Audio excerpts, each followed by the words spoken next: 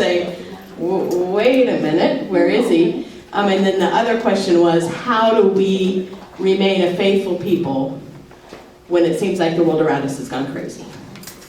Okay. So our study, the letters to the churches, really deals with the second question. How do we stay faithful when the world around us has gone crazy? And we have examples of the churches here that John of Patmos, is saying, okay, this is what you're doing good, this is what maybe you kind of have fallen short on, here's what you need to work on, and this is kind of his instructions of how do you live a life of faith when the world around you seems to have gone crazy.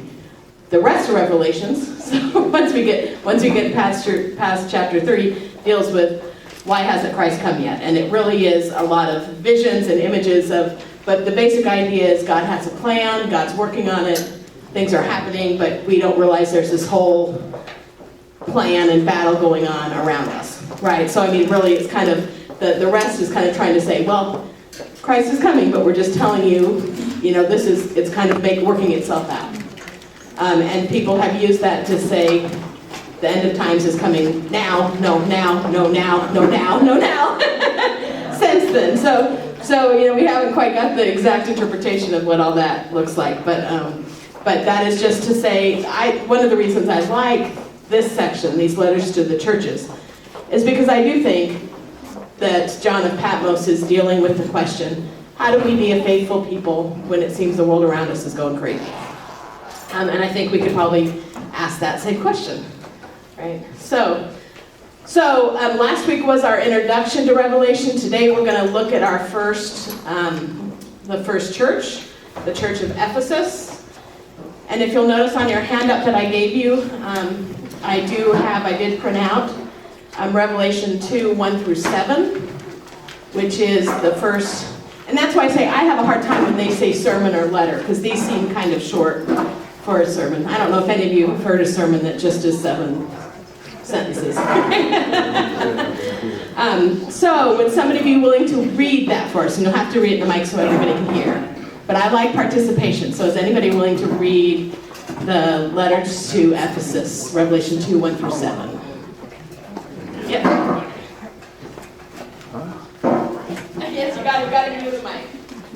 To the angels of the church in Ephesus write, these are the words of him who holds the 7 stars in his right hand, and walks among the 7 golden lampstands. I know your works, your toil, and your patient endurance. I know that you cannot tolerate evildoers. You have tested those who claim to be apostles but are not, and have found them to be false. I also know that you are enduring patiently and bearing up for the sake of my name, and that you have not grown weary. But I have this against you, that you have abandoned the love you had at first. Remember then from what you have fallen, repent and do the works you did at first. If not, I will come to you and remove your lampstand from its place unless you repent. Yet this is to your credit. You hate the works of the Nicolaitans, which I also hate. Let anyone who has an ear listen to what the Spirit is saying to the churches. To everyone who conquers, I will give permission to eat from the tree of life that is in the paradise of God. Thank you. Thank you. And I do like, and I know we turned off the air. If it gets too hot, we'll turn it back on, but I know it makes a lot of noise, so it's kind of hard to hear. So let us know if you start to melt and you need us to turn it back on. If you'll see at the bottom of your first page, I kind of went through the form of all the letters. So what we're going to do is we're going to go through this letter and the basic forms that this takes. So we begin with all of the letters begin with a Christ title or a statement about Christ, or what, if you want to be theologically big-headed, the Christiological Statement. So that's when the theologians try to be smart and use big words. But basically, the Christiological Statement is just, what does it tell us about Christ, right? So, what is the Christiological Statement here? Christ's title. The angel, to the angel. He who holds the 7 stars. He who holds, he who holds the 7 stars in his right hand and who walks among the 7 golden lampstands. Okay, so you will see if you go, let me see what number, but in your pictures, there's a picture of Roman coins. And you will see that there is the emperor's face on one side, and there are 7 stars and the moon on one side, and so that's on page 6. And then page 7, there's the emperor's head on one side, and on the other side is 7 stars and a person sitting on a round globe. Okay, so we think very much this idea of 7 stars, in the Roman world was to kind of signify who was in charge, right? This is the emperor who's in charge of the stars. And with the round, the stars and the moon, so in charge of the sky.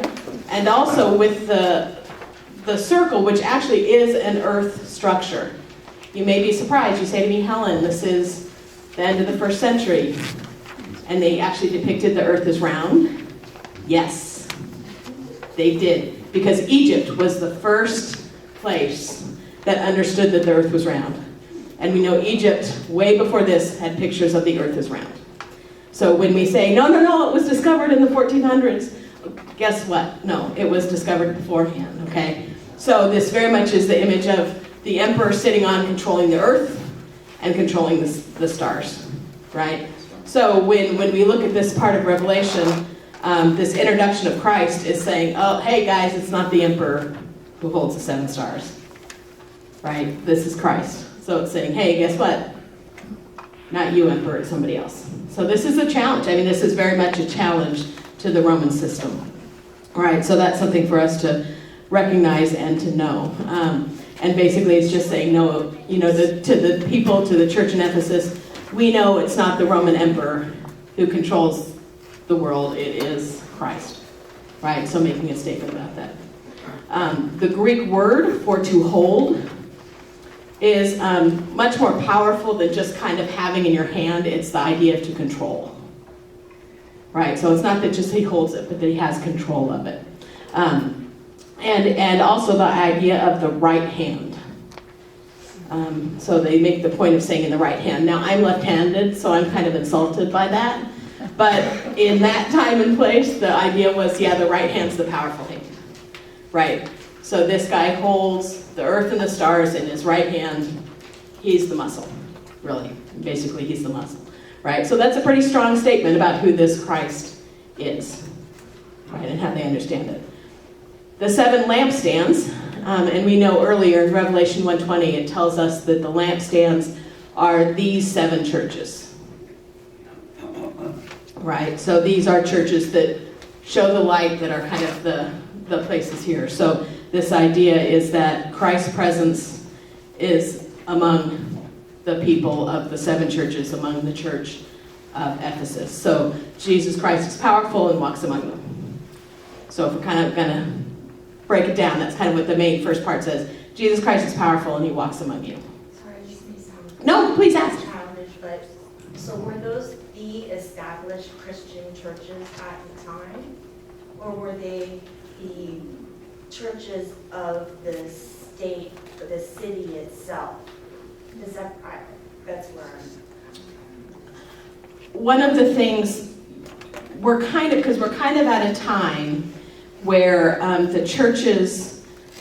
those were the churches of Southern Asia, right? That he was addressing.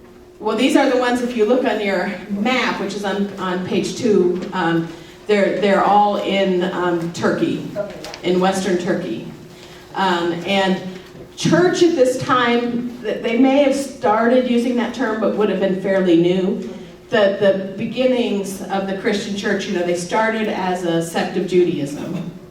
So folks would be considered Jewish, but then followers of the way, right? And so they would go worship in a synagogue on Saturday, and then they would meet on Sunday for communion and tell stories about Christ. So they kind of considered themselves both.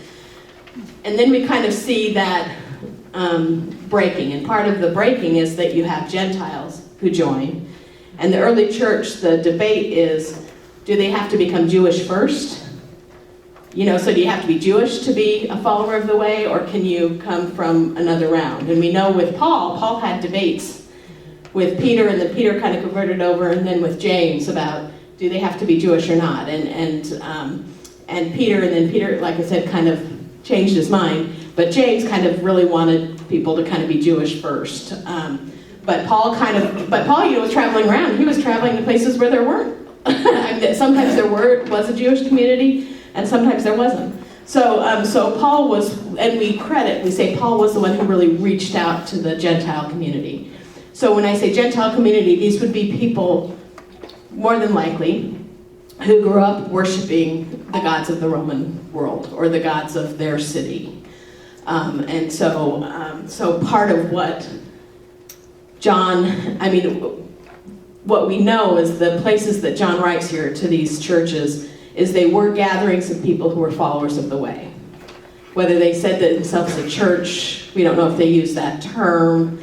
They were using it more at that point. They were, kind of after the first century, they start using that designated term. We also know, because we're kind of beginning to see the split between Judaism and Christianity. So we're just kind of beginning to see that. And we know with John of Patmos, he came from a Jewish background, and he really valued and held up the importance of the Jewish traditions. And so he's somebody who doesn't want those to go away. So part of his complaint is, okay, you Gentiles who pop over here, you gotta also hold up the Jewish tradition. So we have a lot of things going on. These are all ish, because we don't know exactly when all this happened, and it kind of happens over a period of time. But that is kind of what some of the changes are going on here and now. Does that make sense? Yes. Okay, great. Yes, please ask questions whenever. All right, so that is our Christ title. The next thing we do is the commendation. What are the churches doing? What is this church? What is the Church of Ephesus doing well?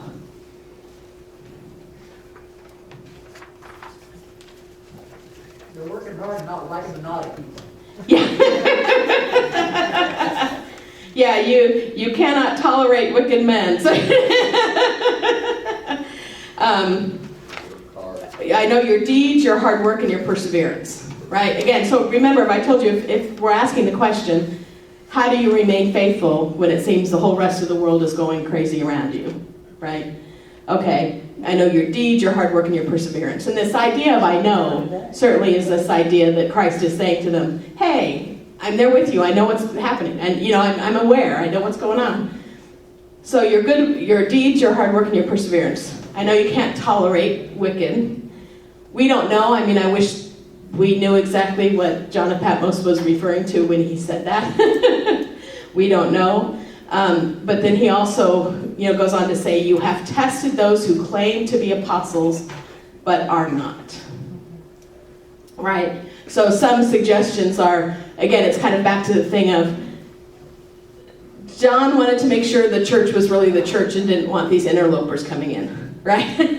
So to some degree, you guys have a standards as a church, and you're testing those who come in and either give a speech or give a talk, but are kind of trying to get you to follow a different way, right? So that's something that kind of we know that he's aware of, right, and that he commends the church for. We don't know at this point, like I said, we don't have somebody in Ephesus that we know in terms of was these, apostles who were teaching a different way or a wrong way. But obviously that's something that goes along. That's part of that. You have persevered and you have endured hardship for my name, and you have not grown weary. Right? And then verse 6, so he kind of goes through, we kind of are going through the whole thing. Verse 6, it says, you hate the practice and practices of the Nicolaitans, which I also hate.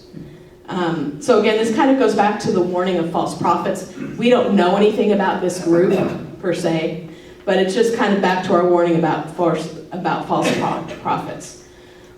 So one thing we can know about this church, like I said, I'm going to at the end of each church, we're going to kind of have a summary that kind of reminds us of what this message is saying. And this was from my teacher when I was in Turkey. But we can call this an Orthodox church, meaning that they test people for their ideas, right? And so they're Orthodox in terms of they have a confirmed ideology that is necessary for people to be part of the church. You can like that or not, but they kind of have, because they test folks, so they have a confirmed ideology. And they're commended for not accepting every person or every idea. They're commended for kind of having an idea. But they're not perfect, right? So what's the complaint? It's actually verse 4. Yet I hold this against you. You have forsaken your first love. Right? So, of course, John doesn't tell us exactly what he means by that. We have a couple of possible options that we can look at. Some have claimed you've lost your first love, which is your love for God and Christ.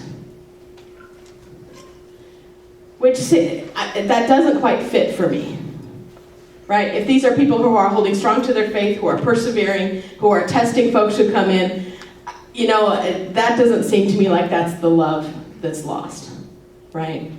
So if it's not the love for Christ and for God, what else could the love be that's lost? Yeah. Have they turned into a bit of a legalistic church?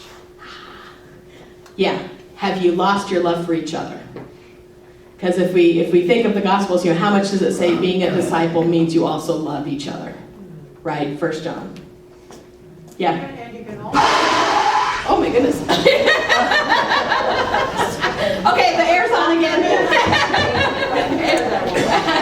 That was the spirit of the wind. The spirit of the yes, that's gone through. It's like whoosh, yes, okay. it's easier to condemn what your neighbor's doing than to condemn what you're doing. Yeah.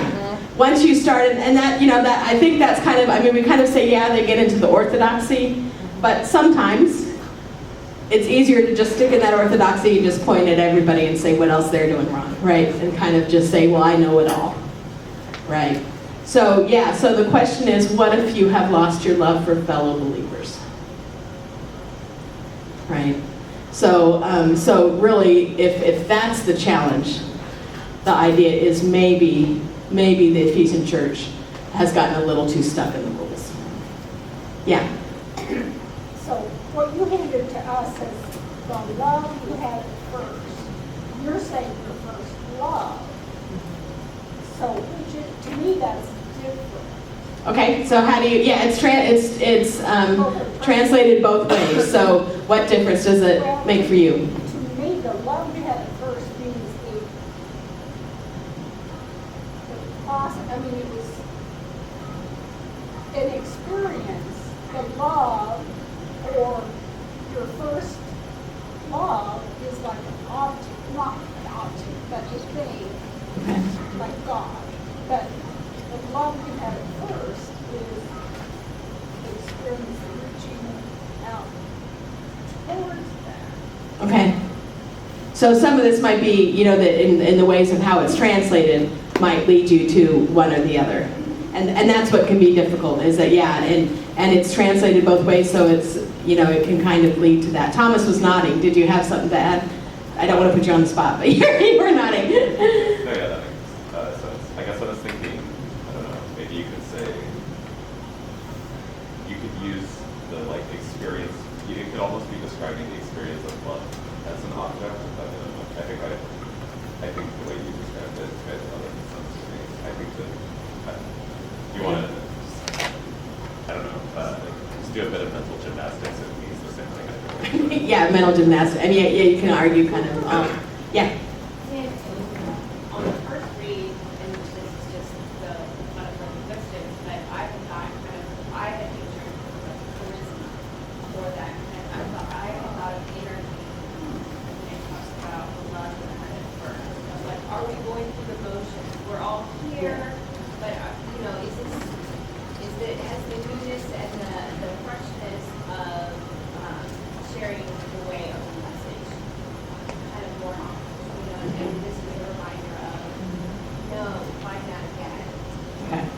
Yeah, good. Well, and the wonderful thing about this is it can be all of these. I mean, that's a, yeah.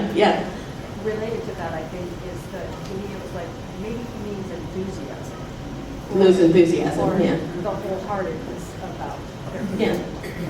And you know what, we can all understand that, right? I mean, you know, we do something for a while and then we're kind of like, okay, I'm tired. Yeah, I've done that, I've done it, you know. Love is an action verb.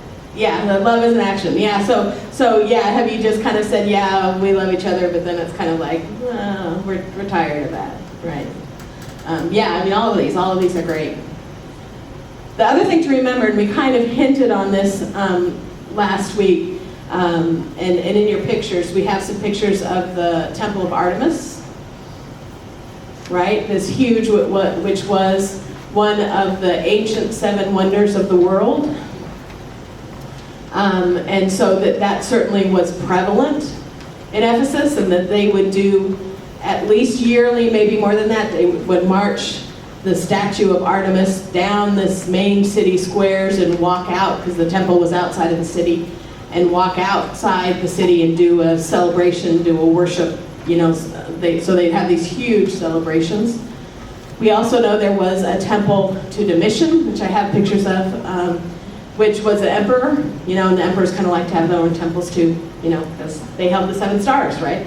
And that was 3 stories in the city, so that was a pretty big facility in the city. So part of this is we think about people who are really stuck on the rules, right? Have really getting stuck on their rules. To tell you this, in the Domitian temple, there was a head as big as a person, which was either the head of Domitian or his brother. We're not sure if he commissioned it for his brother to put it there, but it's as big as a person. So big showy stuff. But you have to think that many of the people of the Ephesian churches probably came from some of these cults or had experiences of them, even if they weren't adamant followers, and had participate. And what we do know too as people is that sometimes when you get stuck on the rules, it's easy to point to those people who are doing what you did before. Right? So part of this love might be for each other, but it might also be for, the community who doesn't quite know. Yeah, you can disagree with him, you can say, like he gave them kudos for saying we know who are not apostles, but do you have to, do you love them or do you put them down? Right, is kind of maybe one of the questions. We also know that Ephesus had a reputation, and I told you at the beginning, part of what we know about these letters is that these communities had reputations in the ancient world. And Ephesus had a reputation as being a center for superstition and magic. Right, so if you wanted some magical something or that you could go to Ephesus. And they even tell that to us in Acts. And so, it could be, like I said, just to know if people are living in this community where you have this Artemis group, you have Domitian, you have magic and superstition. And the question is, I'm guessing, maybe those who came from that outside joined the church because of the love. And what if it's not there anymore? You're not going to bring in the other people, right? I mean, maybe that's part of his warning. If you don't have the love that you had at first, you're not going to be able to reach out to those folks. Right.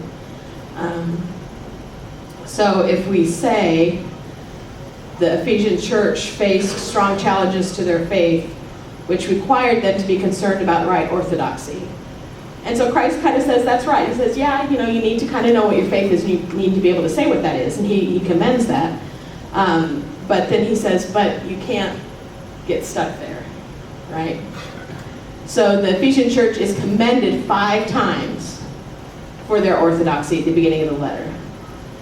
But maybe the concern is that they began to rely only on the orthodoxy and forgot about the love.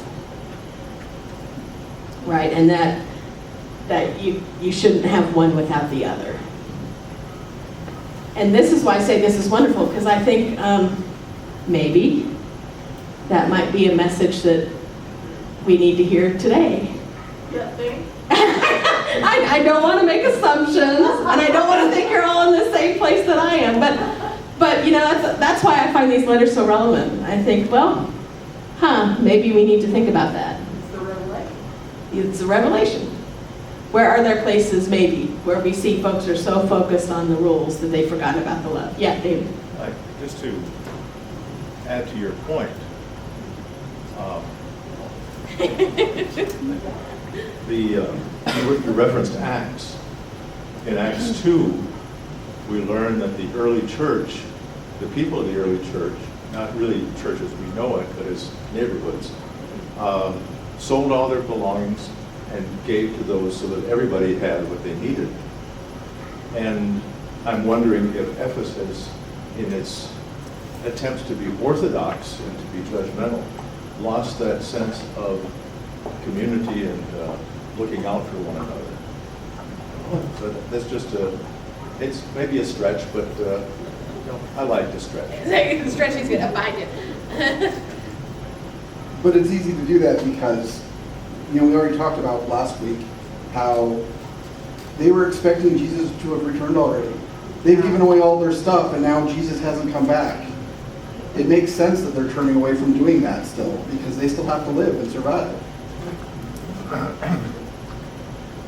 Yeah, you make a very good point. I mean, as part of, and I do think, and that's why, you know, I reiterated what I thought that Elaine Pagel said the message of Revelation was, because that is a quandary, right? I mean, and we have heard, I don't know if you all remember, and this was probably 20 years ago or 15 years ago, there was a guy, Harold Camping, I think, who knew the day the world was going to end, right? He had the day.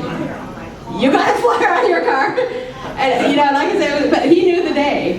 And, you know, and I kind of smiled and laughed. I was like, okay, good for you, Harold. But the scary thing was he was on the radio, and people believed him, and people sold everything.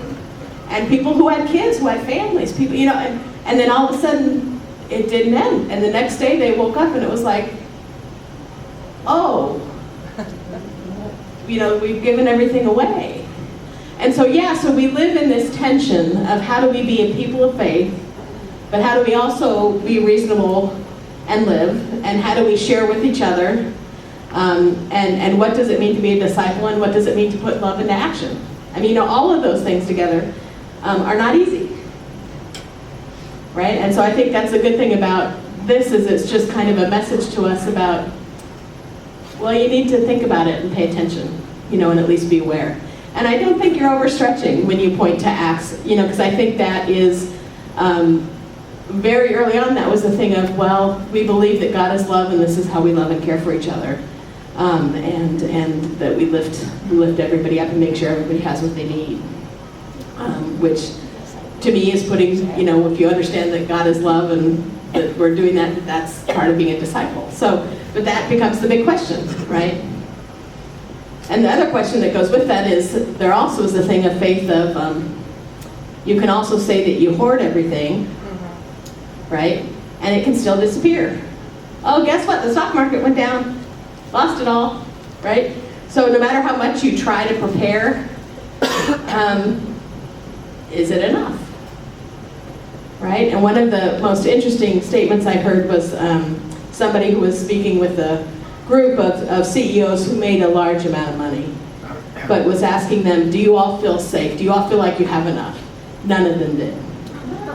Right? So it brings us back to this question of, okay, so how do we put faith or something that matters or holds us up or something that, you know, that we believe is worthwhile and gives us trust? How do we also be responsible? And how do we care for each other? Right? And those are kind of all the questions that we put in together to try to figure out. And it would be nice if we felt like we had it very easily spread out for us, but we don't. It's something we got to kind of figure out. Right? Good comments. Anything else? Okay, so then we go on the correction. So the good thing is this letter tells us then, okay, what do you do? What do you need to do? Church of Ephesus, So, and the correction says, remember the height from which you have fallen. So, that sounds pretty harsh. Like we said, a lot of the commendations at the beginning, oh, good job, good job. And then remember the height before which you have fallen. You go, oh my goodness, okay, so they do need to do something, right? Repent and do the things you did at first. Right? You already know. And you did it. You just kind of lost sight of it. So go back and do that again. And then pretty significant consequences. So so this is kind of the thing of all the letters. And he always starts with the negative consequence. Right? So he always starts with the negative. If you don't follow my correction, this is what's going to happen. And if you do, this is what's going to happen. So if you don't follow my correction, if you do not repent, I will come to you and remove your light stand from its place. Your lampstand. What's the lampstand? I'm sorry, what? The light. Yeah. Well, and remember we had at the beginning the oh, yeah. What gives John the right to do that? Well, John says he's saying what Christ says to him. So he's saying this is representing Christ. Yes, he said this is what Christ said to me. I see. Yeah. So he says this is the message Christ is saying to you. So yeah. Lampstand, our initial statement that Christ was the 7 stars in his right hand, and the lampstands, which were the 7 churches. Yeah. He basically says, hey guys, big consequence. If you don't correct this, you're not my church anymore. Pretty heavy duty. Right? I mean, if I remove the lampstand, you're not my church anymore, which is pretty harsh. The positive consequence, to him who overcomes, I will give the right to eat from the tree of life. Right? So the term overcome is the same as conquering. And if we put this again kind of in the historical context, it comes from the goddess Nike, who is the conquering one or the one who overcomes. And you'll see the final picture in your packet is a picture of Nike. And we will see this regularly in these letters. Right? This idea of Nike and overcoming. Yeah? I know this is a letter to churches, but from my personal experience, I have yet to know someone who's come to Christ because of the legalistic and the doctrine language that is often used and very much needed in churches. They come because of the love. They come because of the acceptance. They later come to want and they crave the doctrine because they want to understand it better.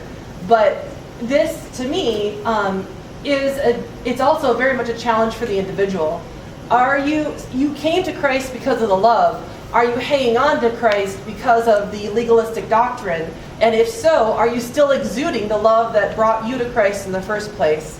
And I think that is the powerful message from this letter. I think you're right. It is a message to the church as whole, but I do think to us as individuals.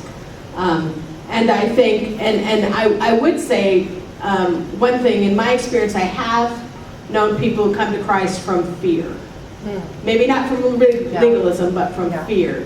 But again, I don't think that's the healthiest way, right? And so I agree with you. I think I think that's the point and that's the way. But I do know there are people who come to Christ through fear, and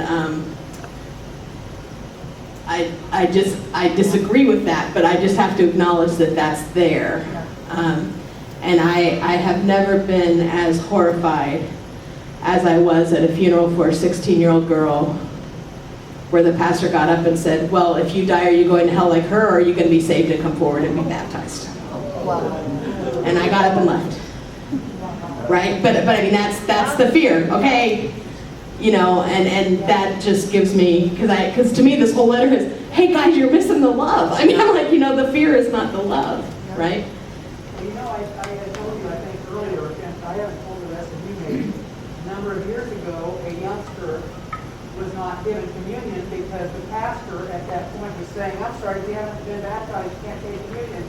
That child never went into church again. Well, and He's a that's, grown man now. His mom was going to wait and let him decide when he wanted to become baptized. And he was done. well, and that's a good point, that there's sometimes, there are rules we just feel are fixed and we don't think about them or think about how they might impact people. And communion can be Thank you one. for being open here. Appreciate it. Well, and that's important to me, and I'll tell you something that could get me in trouble. Because it did used to be in our book of order. It doesn't matter until I'm in for it. Okay. Yeah, there you go. Yeah. But no, I'll just say I'm ahead of my time, because it did used to be in our book of order as Presbyterians that you had to be baptized to have communion. So that was changed after I was ordained. I was saying everybody's welcome before they changed.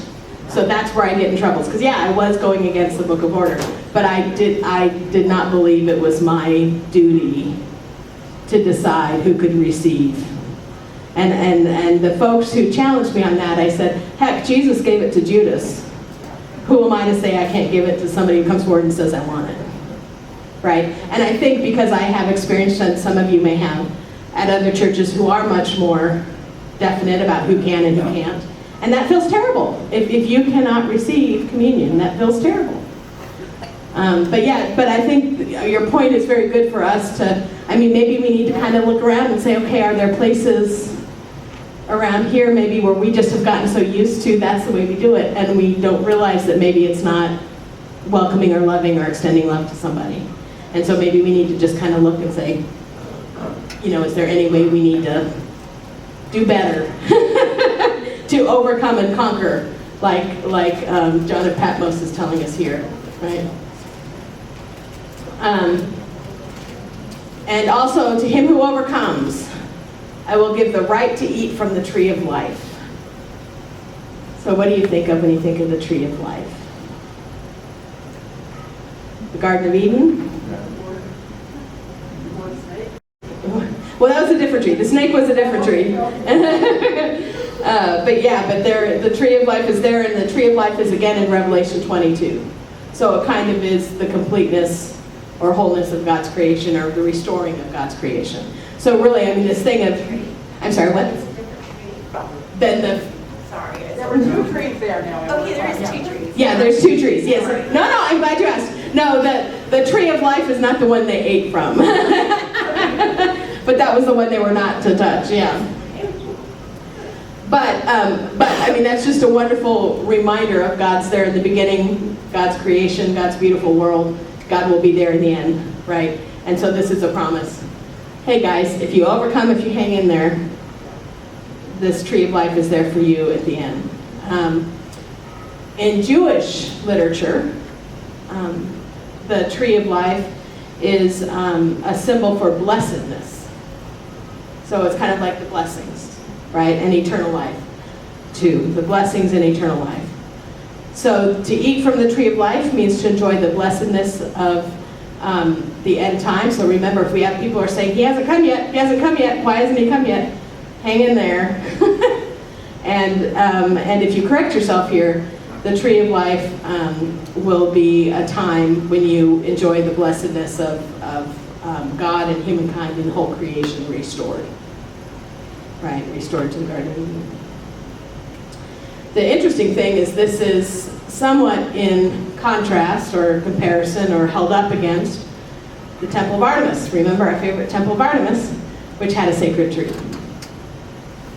Right?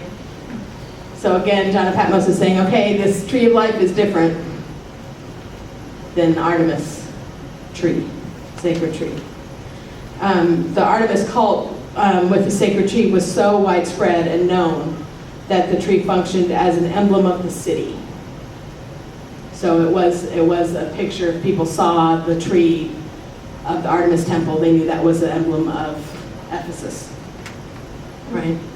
So the Nike Christians, or those who refuse to worship Artemis at our sacred tree, will be rewarded by eating from the tree of life. The interesting thing here, there actually is very little in Revelation that talks about the love of God. So hang on to this because it talks about it here. So if you ever get stuck in Revelation, you know you can come back here. But there's not a lot in Revelation that talks about the love of God, but it does here. We will, in our next letter, get more into the apostles who are found false. So that may tell us more, and that's one reason I didn't go into that a lot here, because that may tell us more at that point. But the term, I think, is we kind of try to separate these churches in our minds and kind of think about what the message they tell us is that my guide or teacher in Turkey called the Church of Ephesus the Church of Loveless Orthodoxy. Right? So that was kind of the warning. Right? And you know, I think the thing for me too about this is that it's very clear they had it at the beginning. So it's not like, you know, they kind of started out with thinking only these rules matter. They had the love at the beginning, but somehow they lost it. And so it's a reminder for us too that sometimes we lose things along the way and need to rethink and to kind of reorder or reconfigure what we're doing and where we're at. Yes. I think possibly, for me, it really begs the question of what is membership. I think today many people look at the church and see it as a bastion of moralism and restrictions, no liberating sense of exploring the world, etc. And then people within look at the others out. So there's a real tension, and I think it just continues then as it is now. So, you know, a perfect person who's not a member, can they take a communion? Yeah, I think so, but there are people who say, well, no, you got to be a member of the church. Okay, those kind of issues are really being raised then and now for me. I've always had a problem with membership, though. You had a problem with membership? Yeah. What exactly is it? Membership? Yeah. I have to pay a fee, I have to fill out a form, I have a card now, I'm a card holding member. Well, and that's, you know, and it's a very good question. Exclusive almost Yeah. to me.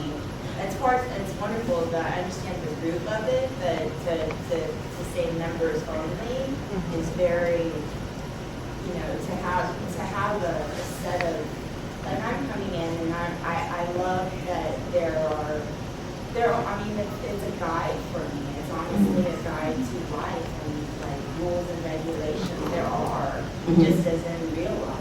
And you follow them, and you're not perfect, but you know, you learn just as a child does, slowly. And so, membership, I've always kind of felt like an outsider throughout my whole life. And I think with the church, I've always just felt like a member no matter what. Yeah. And that's, you know, and I do think membership, and honestly, the Welcome Committee has been talking about this. Okay? Because they've been asking the question of, and we're going to have a gathering at the end of September for those maybe who are new and want to learn a little bit about, you know, the Presbyterian system or kind of things that we have going on here. Maybe some would like to join, maybe some don't.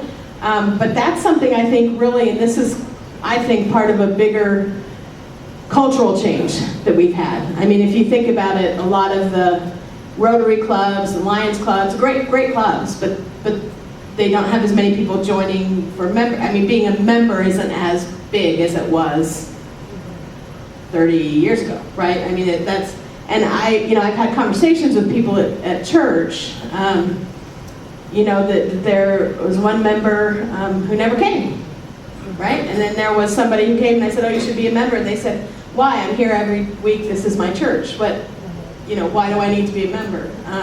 I also had one lady who moved to be near her kids, which, you know, we all know folks who have done that, but she wanted her obituary to say she was a member of our church. So she was not going to change her membership because she wanted her obituary to say member. You know, I mean, so for somebody, that membership is important. I mean, that has meaning. For others, it is a thing of action, that they were there and they did it.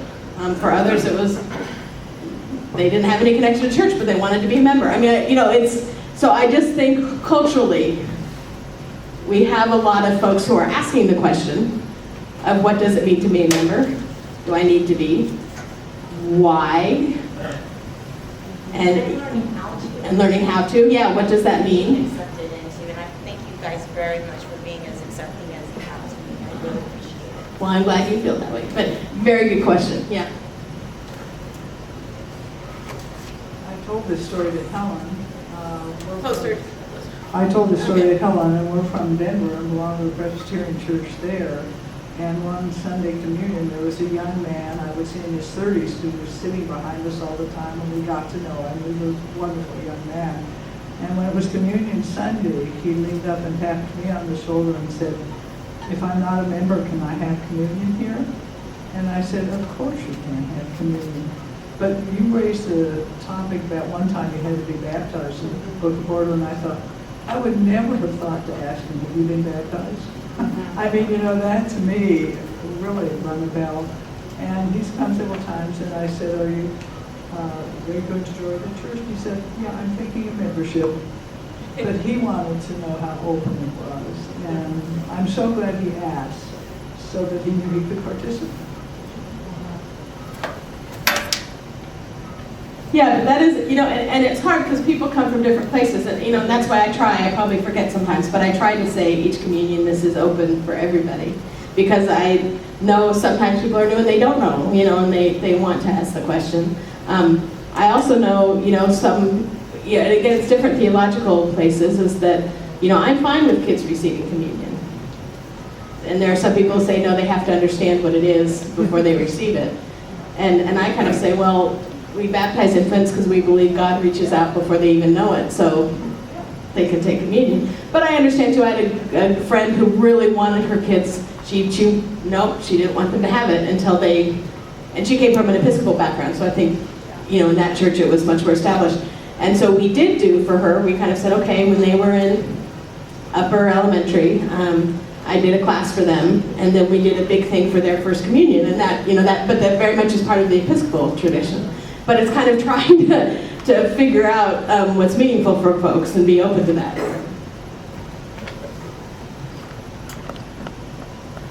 I really like the parents who say, I don't want my child to have communion until they understand. And then I have to ask the parents, what's your understanding of communion? And work from there. Understandings are at different levels. But